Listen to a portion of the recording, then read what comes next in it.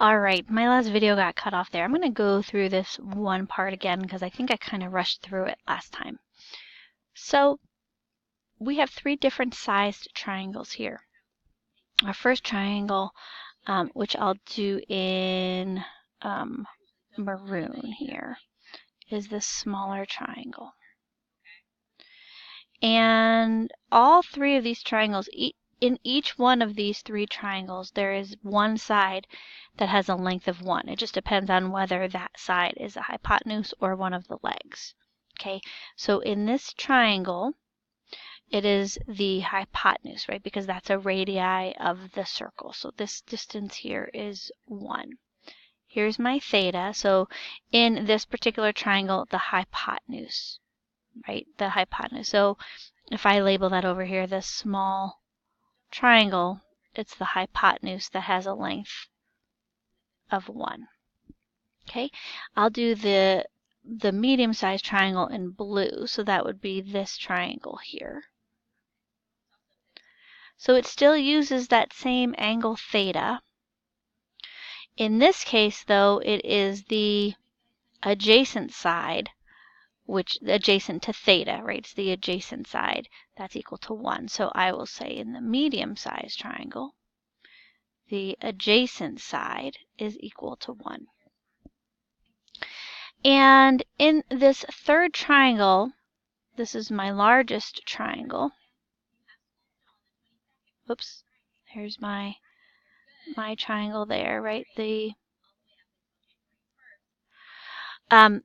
In this triangle, theta is here, right? These are alternate interior angles.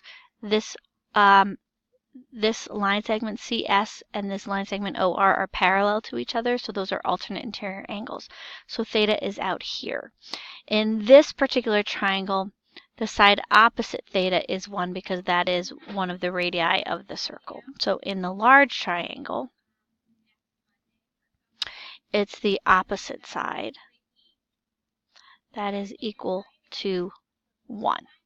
Okay, so in each, I've got 3 different triangles, but in each of those triangles, it's a different part of the right triangle that's equal to 1. And what we are trying to do is we are trying to represent each of these trig functions with a lined segment. And so the idea here is to get it in terms of one segment because all of my trig functions are represented as a ratio. I want the denominator of that ratio to be equal to 1. So I'm going to maneuver this so that I'm using the triangle such that the denominator of the ratio comes out to be 1. So in this first one, the sine, remember, sine is opposite over hypotenuse. Well, I want to use the triangle that has a hypotenuse equal to 1 because I want that denominator to be equal to 1. That means I'm going to have to use that smaller triangle. So if I'm using this small triangle, here's my theta. The side opposite theta is PQ. Right? The hypotenuse is PO, but I know the hypotenuse of that small triangle is 1. So PQ over 1 is just PQ. Okay, so let's do the same thing for cosine. Remember, cosine is adjacent over hypotenuse. So again, I want the triangle whose hypotenuse is 1. Because I need the denominator of that ratio to be 1. So it's going to be the smaller triangle. So if I go to the smaller triangle, the adjacent side to theta of that smaller triangle is OQ. So it would be OQ over the hypotenuse, which is 1, or that's just OQ. Tangent, remember, tangent is opposite over adjacent. Okay, so now I'm looking for the triangle whose adjacent side is 1, and that is the medium-sized triangle, or the blue triangle. So I'm going to use that triangle. In relation to theta, the side opposite theta is TR,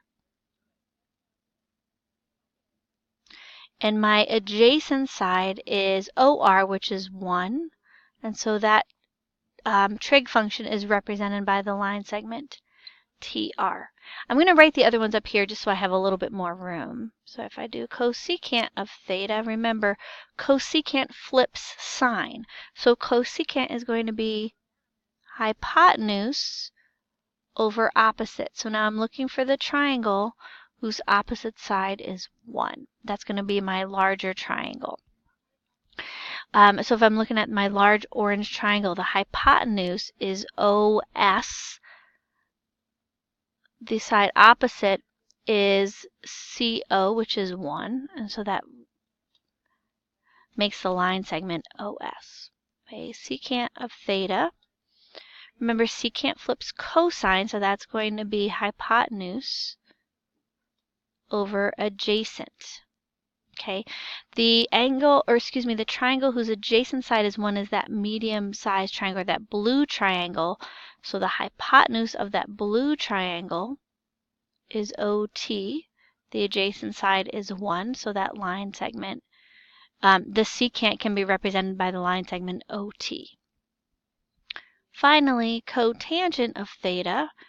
Remember, cotangent flips tangent, so that would be adjacent over opposite.